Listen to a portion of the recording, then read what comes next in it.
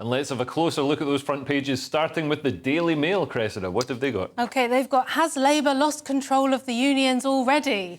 It doesn't ask if they ever had control of the unions. My understanding is the unions control them. I could be wrong, allegedly. So, yeah, Keir Starmer, they've agreed that they're going to pay 14% increase to train drivers, which is massive. The Tories are going to pay 8% over 2 years.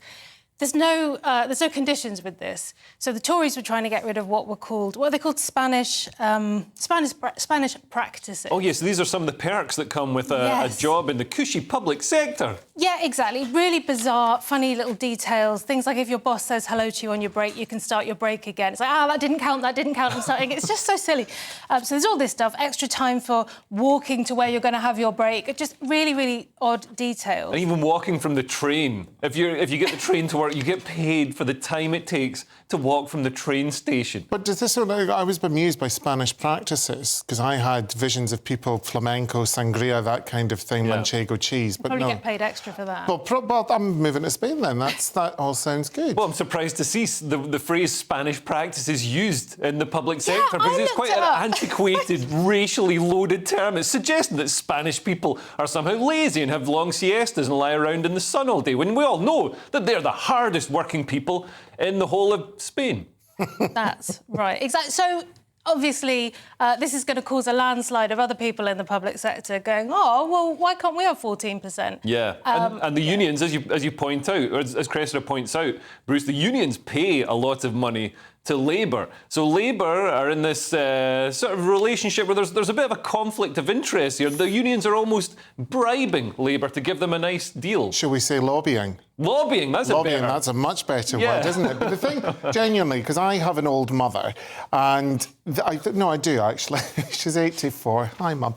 She doesn't get this on her Freeview. But where the money is coming from, apparently, is going to be coming from the winter fuel allowance. Is that being scrapped? Am I correct in thinking Well, about Labour are trying not to say... But they're going to have to get the money from somewhere. Well, of course, yes, and that's the accusation. That it will come from winter fuel payments, that costs of train tickets will go up, so you get to be excited about being on time, but you've got to pay more. But this was the other thing. So a lot of my friends who did vote Labour in the election, they're going to nationalise the services, and you're like, well, good luck with that, because as I understand, they're all franchised and not necessarily with companies that are based in here, and who knows how long the contracts are. So I don't know how long it'll take in which to get that. Yeah, I'm sure it's going to be a complete mess, and I look forward to making fun of it. Next, we've got The Guardian, Bruce. What have they got in the cover? Well, this is to do with someone who's to do with the Labour Party, and that's one Yvette Cooper, who's not my favourite person. I much prefer Emily Thornberry.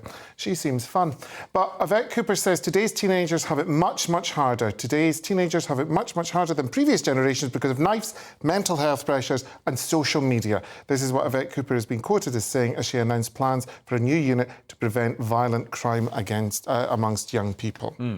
So this is Yvette Cooper. She seems to be referring to, like, conflating the stabbings in Nottingham, Wolverhampton and Croydon, and also Southport with knife crime, which, you know, isn't really fair. I think most knife crime that we see on the streets, you know, for example in London, is inter-gang conflict. Right. No, I think you're right. But I don't think we know about the mental health of the Southport stabber currently, do we? But I assume... We don't know anything about him, really. Right. But as you say, it's not gang-on... I mean, clearly, it was an awful attack on children, clearly not gang-on-gang violence. So, yeah, I think you're right. And she's kind of implying... She's almost implying that had there been these special units, that wouldn't have happened. And it was a very anomalous situation, wasn't it? Yeah. On the other hand, she's possibly saying that she's trying to sort out kind of naughty young men in gangs. And it's that typical thing of, like, come to us, we'll fix it, let the state do it. And there's no mention of, like, fatherlessness, family breakdown, any of that stuff. My personal opinion is that a more secure home life might be a great start, but, of course, that's not how politicians think, is it? They like to come up with a new thing, a hub. Yeah, and especially Labour. They like the solution to be more politics and more government rather than letting families and society take care of themselves. Moving on, we've got Saturday's Telegraph, Cressida. What have they got? They've got, we made mistakes over Letby, admits CPS, but they've also got Hamas plot to dig up war graves of British soldiers. That's a new low, isn't it? They're going to... These aren't soldiers that have died recently. These are, like, old graves, Many of the soldiers buried died there fighting for the Ottomans for control of the Strip in 1970. And so these are graves in Gaza. Because when I saw this headline, I was like, oh my God, this is almost like a terrorist attack in the UK. But this is something that's going to be done in Gaza, or plotted to be done in Gaza. Right, and they're sort of historically very important. It's like the Elgin marbles of, you know, of important dead soldiers. Yeah. And they want to dig them up and possibly use them as some kind of... can you say hostage? That doesn't really make sense, does it? Yeah, not good. Yeah, I mean, do you think this could sully the good reputation of Hamas, Bruce?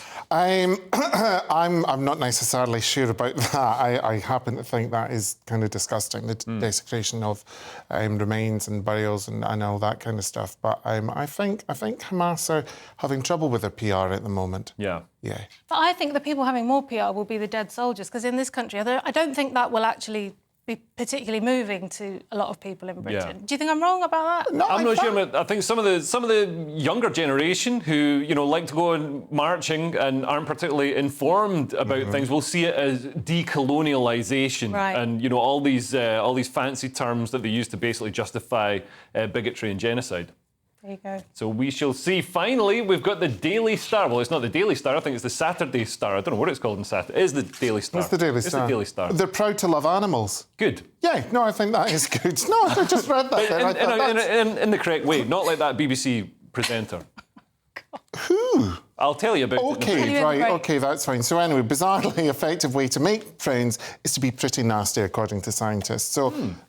Hello. What? Psychologists ask participants to listen to see what they're basically saying here. If you're a person that trades in gossip and you're prepared to slag people off, which I am, by the way, but I'm also prepared to say it to their faces. Yeah. If necessary, I won't lead with it, but if it needs to be said, that's fine. So you don't just talk behind people's backs. You're horrible to their face, which you see as a moral improvement. Yeah, he's not a back stabber, he's a front stabber. Right, you stab them all the way I'm a front around. stabber, which is ironic. Yvette Cooper needs to get involved with you. You seem to be doing a lot of stabbing. Yeah, well, that's the whole thing. When I do gigs, people actually complain if I haven't insulted them. I've had people go up to the manager of venues and go, he hasn't spoken to our table, we're prepared to pay extra. And you think, there is a mental health problem in this country. You could fill in for Reginald D. Hunter in his gigs that have been cancelled. I've got nicer hair. I wonder if his audience and your audience are the same. Oh, could you imagine? Oh, I'm thinking... Yeah. Oh, no. What if he culturally appropriated my set? I don't think anybody's going to do that, Bruce. No. Maybe that jacket. I like to do a Bruce impression. No, honestly, Sandy, you're too much. No, but that's the whole thing. I'm glad my Twitter account's been taken off me because I'm no longer being trolled for my hair online after appearances on this programme, which wasn't the audience. Let's just leave it at that.